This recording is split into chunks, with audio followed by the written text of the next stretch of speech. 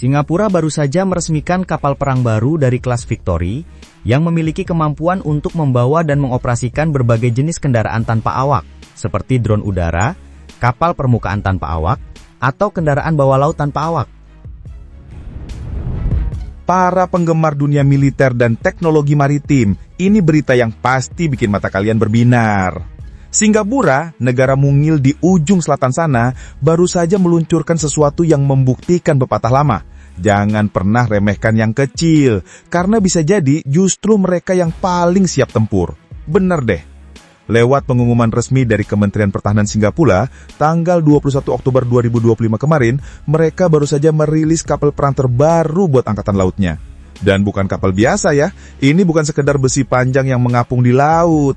Ini kapal perang super canggih dari kelas Victory, buatan dalam negeri pula. Yang meresmikan peluncurannya langsung Menhan Chan Chun Sing, semacam Prabowo-nya Singapura, tapi versi yang kalau ngomong mungkin lebih pelan dan kalem. Atau mungkin hanya lebih pelan dan kalem, hehe. Upacaranya digelar di galangan kapal ST Engineering Benoi, dan menariknya, kapal ini disebut sebagai Multi-Role Combat Vessel atau disingkat MRCV. Nah, kalau diterjemahkan bebas, ini semacam kapal perang multifungsi. Tapi jangan salah tafsir ya. Multifungsi di sini bukan berarti bisa buat mancing, snorkeling atau acara nikahan laut MRCV ini dirancang sebagai mothership alias kapal induk untuk kendaraan tanpa awak. Jadi, bayangkan, kapal ini bukan cuma jalan sendirian, tapi bawa anak-anaknya. Ada drone laut, USV, drone udara, UFV, bahkan drone bawah laut, EUV. Lengkap. Dari udara sampai dasar laut, semua bisa dijangkau. Kalau biasanya kapal perang itu butuh banyak kapal pendukung buat patroli, kapal ini cukup panggil anak-anak drone-nya buat jalan duluan. Mau intai musuh? Kirim drone udara. Mau patroli bawah laut?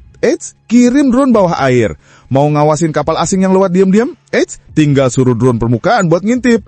Lengkap banget, kayak kapal perang yang punya pasukan intel sendiri. Dan yang bikin keren lagi nih, desainnya ini lebih mengandalkan sistem otonom dan tanpa awak, bukan sekedar nambah meriam atau rudal besar.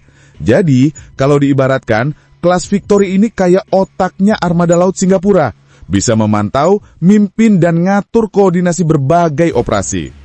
Dan yang lebih menarik lagi, dia dirancang dengan otomatisasi tingkat tinggi. Jadi, awak kapalnya jauh lebih sedikit dibanding kapal perang di kelas yang sama. Mungkin kalau kapal lain butuh 200 orang, yang ini cukup 100-an saja, hemat, efisien, dan katanya tetap aman. Kebayang ya, di masa depan mungkin kapal perang bisa dijalankan cuma dengan segelintir orang dan segudang komputer. Mirip kayak main game strategi tapi versi nyata, komputer hardwaring. Secara ukuran, MRCV Class Victory ini juga nggak main-main. Panjangnya 150 meter dengan bobot 8.000 ton. Jadi kalau kalian lihat langsung, jangan bayangkan kayak kapal patroli kecil. Ini udah setara dengan kapal perang besar kelas frigate atau bahkan mendekati destroyer. Dan ingat ya, ini baru kapal pertama dari total 6 unit yang akan dibuat. Bayangkan, kalau 6 kapal ini sudah beroperasi bareng, satu bisa patroli udara, satu di laut, satu di bawah laut. Dan semuanya saling terhubung lewat jaringan digital super cepat. Efeknya, ya, Singapura bakal punya armada laut mini tapi dengan efek kekuatan yang besar banget. Istilah militernya, force multiplier. Nah, sekarang coba kita pikir sejenak.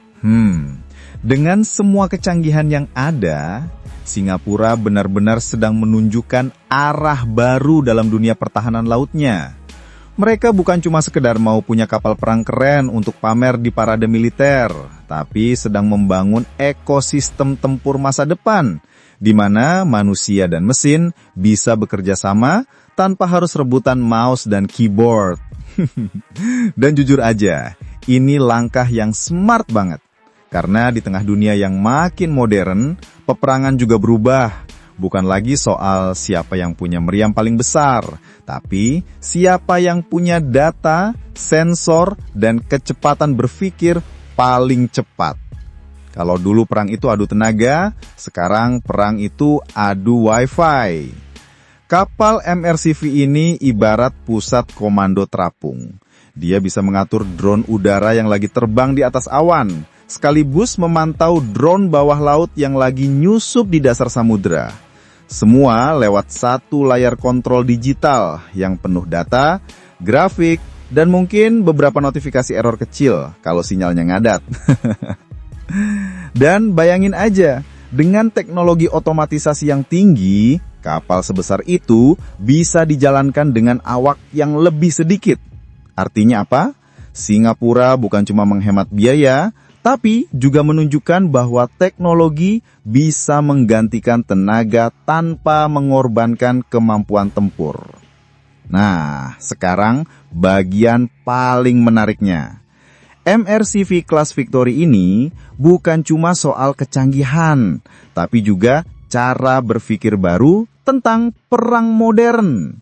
Mereka mau kapal ini bisa jadi leader di tengah lautan, mengendalikan pasukan tanpa awak untuk melakukan misi-misi yang biasanya butuh banyak kapal. Ibaratnya, satu Victory bisa ngatur orkestra di laut. Drone udara jadi biolanya, drone laut jadi drumnya, dan drone bawah laut, ya mungkin bassnya lah. Kalau 6 kapal ini sudah beroperasi penuh nanti, bisa dibayangkan. Laut sekitar Singapura bakal jadi zona super terkoneksi. Semua bergerak otomatis, semua saling kirim data real time, dan semua dipantau dari pusat komando digital yang mungkin mirip ruang kontrol NASA daripada kapal perang biasa. Dan tentu saja, langkah ini bukan tanpa pesan politik. Di tengah tensi keamanan kawasan Asia Tenggara yang kadang naik turun seperti harga cabai, Singapura seolah ingin bilang, "Hei, kami mungkin kecil, tapi jangan coba-coba. Kami punya otak, teknologi, dan drone yang lebih banyak dari jumlah durian di pasar." Tapi ya itu tadi, dengan kemampuan sebesar ini, tentu muncul pertanyaan dari banyak pihak, termasuk negara-negara tetangga, mungkin juga Indonesia, IDN. Kira-kira apa makna kehadiran kapal super canggih ini bagi kawasan? Apakah ini sekedar peningkatan kemampuan pertahanan, atau justru sebuah sinyal bahwa Singapura ingin memegang kendali keamanan laut di sekitar Selat Malaka dan Laut Cina Selatan? Nah, kalau kita lihat dari sudut pandang kawasan, peluncuran MRCV kelas Victory ini bukan cuma berita biasa. Karena apa? Kapal ini nggak cuma akan berlayar di sekitar Singapura aja, tapi juga berpotensi beroperasi di jalur laut strategis yang jadi urat nadi perdagangan dunia, terutama Selat Malaka. Dan kita tahu sendiri, Selat Malaka itu bukan laut sembarangan. Itu adalah tol laut internasional. Setiap hari ribuan kapal lewat di situ. Mulai dari kapal minyak, kontainer, sampai kapal dagang dari berbagai negara. Nah, dengan kehadiran MRCV ini, Singapura punya mata dan telinga digital yang bisa memantau semua pergerakan di wilayah itu. Kayak punya CCTV raksasa di tengah laut. Tentu, dari sisi keamanan ini langkah positif buat mereka. Tapi buat negara lain, termasuk Indonesia dan Malaysia, ya pasti muncul sedikit rasa waspada juga. Karena ketika satu negara kecil punya kemampuan memantau wilayah laut sejauh itu, pertanyaannya adalah seberapa jauh kemampuan itu bisa digunakan, dan apakah datanya hanya untuk pertahanan atau bisa juga buat kepentingan lain. Kita nggak bicara curiga ya, tapi lebih ke realistis. Dalam dunia militer, setiap langkah modernisasi pasti punya efek domino. Kalau Singapura naik kelas dengan kapal otonom dan sistem tanpa awak, otomatis negara lain di kawasan pun akan berpikir, jangan-jangan kita juga harus siapin sesuatu nih. Nah, disinilah menariknya posisi Indonesia. Dengan wilayah laut yang jauh lebih luas dan garis pantai terpanjang di dunia, Indonesia sebenarnya punya potensi besar buat ikut masuk ke era pertahanan maritim modern ini. Bayangkan, kalau Indonesia juga mulai mengembangkan kapal induk drone laut, udara, dan bawah air, bukan cuma pertahanan yang naik level, tapi juga bisa memperkuat pengawasan terhadap laut yang luas banget itu. Cuma ya tantangannya ada di resource dan teknologi. Kalau Singapura bisa cepat karena infrastrukturnya kecil tapi padat, kita di Indonesia harus berpikir besar tapi efisien.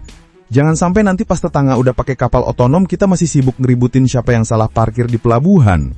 Yang menarik lagi, peluncuran kapal MRCV ini juga bisa jadi pemicu kompetisi sehat antar negara ASEAN dalam hal inovasi militer. Bukan buat adu senjata, tapi buat adu pintar. Siapa yang bisa menciptakan sistem pertahanan paling efektif? hemat biaya, dan ramah teknologi. Kalau ini terjadi, kawasan kita bisa jadi laboratorium pertahanan masa depan Asia. Namun tentu saja ada sisi diplomatik yang harus dijaga. Singapura pasti tahu betul bahwa setiap langkahnya di bidang militer akan diperhatikan tetangga-tetangganya. Mereka bukan tipe yang asal unjuk gigi, tapi lebih ke unjuk otak, alias menunjukkan kekuatan tanpa perlu banyak ngomong, karena teknologinya sudah berbicara sendiri. Dan bagi Indonesia, momen ini bisa jadi wake up call, bahwa di era modern seperti sekarang, kekuatan militer nggak cuma diukur dari jumlah personil atau besarnya kapal, tapi juga dari kecerdasan sistem dan kemampuan adaptasi terhadap teknologi baru. Bayangkan, kalau ke depan Indonesia juga punya kapal seperti MRCV, tapi versi Nusantara, misalnya KRI Nusantara 01, yang bisa bawa drone laut untuk patroli di Natuna, drone udara buat pantau perbatasan, dan drone bawah air untuk jaga pipa gas di Kalimantan. Wah, keren banget kan? Dan bukan gak mungkin, kerjasama regional bisa terbentuk. Misalnya latihan bersama antara MRCV Singapura dengan kapal drone buatan Indonesia di masa depan. Satu hal yang pasti, peluncuran MRCV ini bukan akhir tapi awal dari babak baru perlombaan teknologi maritim di Asia Tenggara.